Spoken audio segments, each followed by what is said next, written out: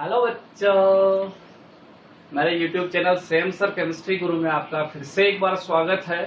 और आज आपको मैं दैनिक जीवन में एक काम में आने वाला एक छोटा सा प्रयोग सिखाऊंगा, उसका कंसेप्ट क्लियर करूंगा। बहुत ही आसान तरीके से आप इसको समझ सकते हैं। और आज का जो वीडियो का कंसेप्ट है वो है कोरोजन संक्षारण, जिसको अपन लोकल लैंग्वेज में जंग लगना भी बोलते हैं। दैनिक जीवन में आपने बहुत सारे जो सक्रिय धातुएं हैं, जैसे आपने कहा तांबा, लोहा, चांदी, ये समय के साथ जैसे लगातार वातावरण के संपर्क में रहते हैं तो इनकी चमक फीकी पड़ जाती है, इनका कलर है चेंज हो जाता है। आपने देखा है लोहे पर जंग लग जाता है, तांबे के पात्र में हरे रंग की परत जम जाती है, चांदी बदरंग हो जाती है। तो ये सारी की सारी जो घटनाएं हैं इनको अपन बोल देते हैं संक्षारण, कोरोजन। ये सारी घटनाएं कैसे संपन्न होती है, किस प्रकार से इनमें जंग लगता है इन धातुओं पर, तो यहां ध्यान देना है कि संक्षारण या कोरोजन क्या होता है। सक्रिय धातुओं की सतह जब वायुमंडलीय नमी के संपर्क में आती है, वायुमंडलीय गैसों के संपर्क में आती है, तो उस सक्रिय धातु की सतह पर धातु ऑक्साइड, धातु सल्फाइड या धातु कार्बोनेट या धातु नाइट्रेट की परत जम जाती है। और उसी प्रोसेस को अपन क्या बोल देते हैं, कोरोजन बोलते हैं। जब विभिन्न सक्रिय धातुओं की सतह पर जंग लगता है तो देखो कौन से रासायनिक पदार्थों का उन पर जमाव हो जाता है, किन केमिकल्स की उन पर परत जम जाती है। ध्यान देना, मैं कोरोजन का एग्जाम्पल यहां आपको बताता हूं। अपन बात करें आयरन की, लोहे की अपन बात करें तो लोहे पर जब जंग लगता है तो उस स्थिति में लोहे का रंग है वो कैसा हो जाता है, लाल भूरा रंग हो जाता है लोहे का। क्यों, किसकी वजह से? क्योंकि लोहे पर किसकी परत जम जाती है, फेरिक ऑक्साइड की परत। इस फेरिक ऑक्साइड की वजह से लोहे का कलर कैसा हो जाता है, रेडिश ब्राउन हो जाता है। इसके अलावा दूसरा एग्जांपल अपन देखें तांबे के पात्र पे, कॉपर पे, तो कॉपर का कलर कैसा हो जाता है, हरा। क्यों? क्योंकि उस कॉपर के पात्र पर किसकी परत जम जाती है, कॉपर कार्बोनेट की, CuCO3, कॉपर कार्बोनेट की परत जम जाती है। इसके अलावा सिल्वर की अपन बात करें तो सिल्वर का रंग कैसा हो जाता है, बदरंग हो जाता है, या बोल सकते हैं कैसा हो जाता है, काला हो जाता है। धीरे धीरे उसकी चमक फीकी पड़ती जाती है, किसकी वजह से? क्योंकि लगातार जब चांदी वातावरण के संपर्क में रहती है तो चांदी की सतह पर किसकी परत जम जाती है, सिल्वर सल्फाइड की परत जम जाती है, सिल्वर सल्फाइड की परत जम जाती है। तो यहां पर ये सारे के सारे किसके एग्जाम्पल है, कोरोजन। मैं एक उदाहरण लेकर के आपको सारी प्रोसेस क्लियर करता हूं। और यदि अपन बात करें एग्जाम्पल की तो लोहे पर जंग लगना, रस्टिंग ऑफ आयरन सबसे बेटर एग्जाम्पल है इसका। दैनिक जीवन में आपने ये सारी चीजें देखी भी है, तो ध्यान देना, रस्टिंग ऑफ आयरन।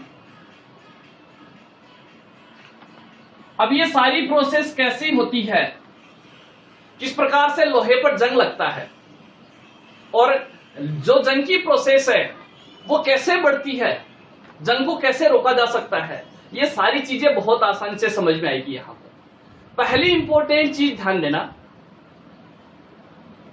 जितनी ज्यादा सक्रिय धातु होती है उस पर जंग उतना ही ज्यादा लगता है। जितनी अशुद्ध धातु होती है, अशुद्धियां उसमें जितनी ज्यादा मिली होती है, उस पर जंग लगने की संभावना उतनी ही ज्यादा बढ़ जाती है। सपाट समतल सतह की तुलना में जो खुरदरी सतह युक्त धातु होती है उसका पृष्ठीय क्षेत्रफल ज्यादा होता है, इसलिए वहां जंग लग जाता है। साधारण जल की तुलना में जो नमक युक्त जल है उसमें ज्यादा शीघ्रता से जंग लगता है। विद्युत अपघट्य की उपस्थिति की वजह से जंग बढ़ जाता है। अब यदि अपन बात करें रस्टिंग ऑफ आयरन की, लोहे पर जंग लगता है किसकी वजह से? क्योंकि जब लोहे पर जंग लगता है तो वहां एक इलेक्ट्रोकेमिकल सेल का निर्माण हो जाता है, जिसमें जब लोहे पर जंग लगता है तो किसका फॉर्मेशन होता है? इलेक्ट्रोकेमिकल सेल का फॉर्मेशन होता है। और इस इलेक्ट्रोकेमिकल सेल में जो शुद्ध लोहा है, ये ध्यान देना, ये किसका काम करेगा? कौन सा इलेक्ट्रोड की भांति कार्य करेगा? एनोड की भांति। और जो अशुद्ध लोहा है, अशुद्ध लोहा है, वो किसकी भांति कार्य करता है? कैथोड की भांति कार्य करता है। वो कैथोड इलेक्ट्रोड का कार्य करता है। क्लियर? और तीसरी इंपॉर्टेंट चीज क्या होती है इलेक्ट्रोकेमिकल सेल में? इलेक्ट्रोलाइट, विद्युत अपघट्य। यदि इलेक्ट्रोलाइट की अपन बात करें तो जो वातावरण में उपस्थित नमी है, CO2 है, SO2 गैसें हैं, वो किसका कार्य करेगी? यहां पर इलेक्ट्रोलाइट का कार्य करेगी। इन सब चीजों को मिलाकर के किसका निर्माण हो जाता है? इलेक्ट्रोकेमिकल सेल का। अब जब लोहे पर जंग लगता है तो किस प्रकार से उसकी केमिकल प्रोसेस होती है, यह समझना बहुत इंपॉर्टेंट है। ये ध्यान देना आप चीज, क्योंकि ये सारी चीजें वहां काम में आएगी। जब लोहे पर जंग लगता है तो कौन से प्रकार से रासायनिक अभिक्रिया संपन्न होती है एनोड और कैथोड पर, यहां ये चीज क्लियर करना बहुत जरूरी है। यहां ध्यान देना, जैसे फॉर एग्जांपल ये एक लोहे की सतह है, आयरन की सरफेस, इसमें अपन बात करें प्योर लोहा जो है, प्योर आयरन है यहां, ठीक है। अब होता क्या है, जो एनोड का कार्य करेगा, ये वाला पार्ट है, वो किसका कार्य करेगा? एनोड का। जब ये एनोड का कार्य करेगा तो होगा क्या? ये बाहरी कोष से इलेक्ट्रॉन त्याग करके Fe+2 आयनों में ऑक्सीकृत हो जाएगा। हुआ क्या यहां पर, जो अपन बात करें एनोड की, मैं यहां बात करूं एनोड की।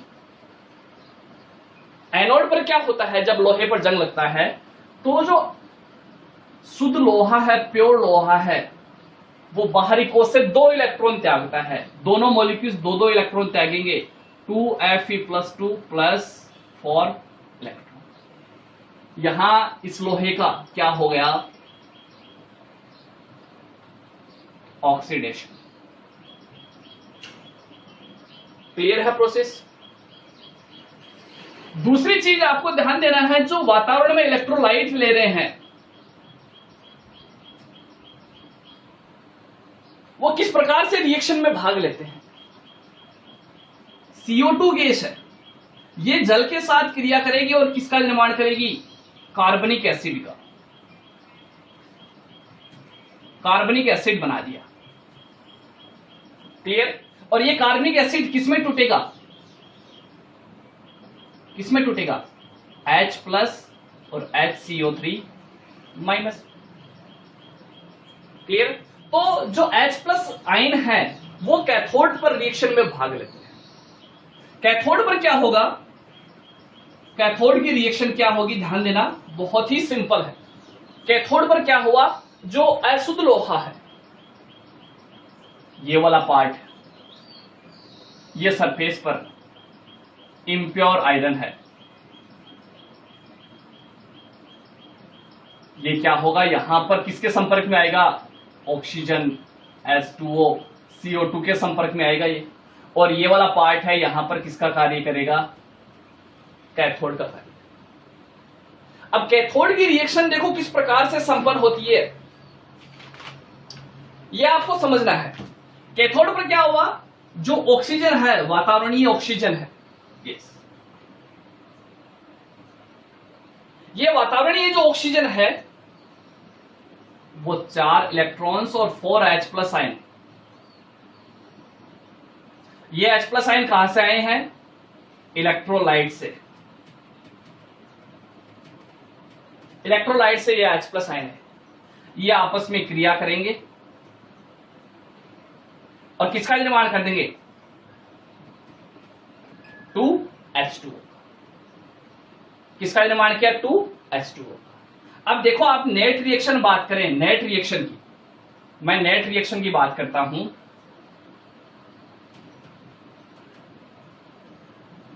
तो नेट रिएक्शन में क्या हुआ? 4 इलेक्ट्रॉन्स 4 इलेक्ट्रॉन्स, क्या बचा है नेट रिएक्शन में?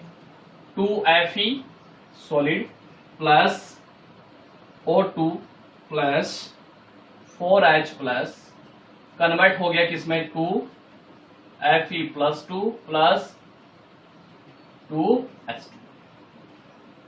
ये नेट रिएक्शन हो गई यहां पर। क्लियर?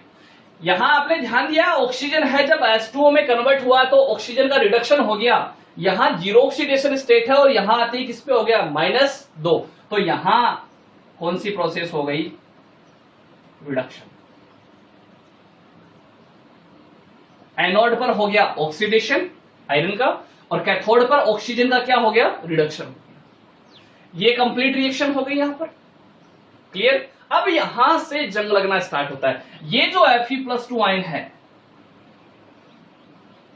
ये वातावरणीय ऑक्सीजन, यहां से ध्यान देना, ये Fe+2 आयन यहां पर वातावरणीय ऑक्सीजन और जल अणुओं के साथ क्रिया करेगी और विद्युत अपघट्य अणुओं के साथ क्रिया करेगी। ये ऑक्सीकृत होगी Fe+3 में। Fe+2 किस में कन्वर्ट हो जाता है? Fe+3 में। तो यहां रिएक्शन क्या हुई? मैं यहां बात करता हूं, ये जो Fe+2 है, ये Fe+2 है। अब ये वातावरणीय ऑक्सीजन के साथ क्रिया करेंगे और Fe+3 आयनों में क्या हो जाएंगे? Oxygen. 2Fe+2 plus 2H2O plus half O2। क्या हुआ रिएक्शन? एनोड से प्राप्त Fe+2 आयन जल और वातावरणीय ऑक्सीजन के साथ क्रिया करेंगे और ये किसमें कन्वर्ट हो जाएगा? Fe+2 कन्वर्ट हो जाएगा Fe+3 में। Fe+3 में ऑक्सीडाइज हो जाएगा, कन्वर्ट हो गया Fe2O3 प्लस 4H। ये वापस इलेक्ट्रोलाइट्स के पास चले जाएंगे, जहां से आए थे वहीं चले जाएंगे और यहां पर ध्यान दिया Fe+2 है वो Fe+3 में ऑक्सीकृत हो गया और ये जो फेरिक ऑक्साइड बना है यहां पर, ये फेरिक ऑक्साइड Fe2O3 वो जल के साथ क्रिया करेगी, H2O के साथ क्रिया करेगी और क्या बना देगी? Fe2O3 dot H2O। और इसी जल योजित फेरिक ऑक्साइड को क्या कह देते हैं? जंग। तो जंग का रासायनिक सूत्र ध्यान देना, chemical formula of rusting of iron. जल योजित फेरिक ऑक्साइड है वही क्या कहलाता है? जंग कहलाता है। तो ये प्रोसेस समझ में आई? एनोड पर क्या हुआ? Fe+2 है, Fe+2 में ऑक्सीडाइज हो गया। क्लियर? कैथोड पर क्या हुआ? कौन सी प्रोसेस हुई? O2 plus 4H plus 4 electrons क्या बना दिया? 2H2।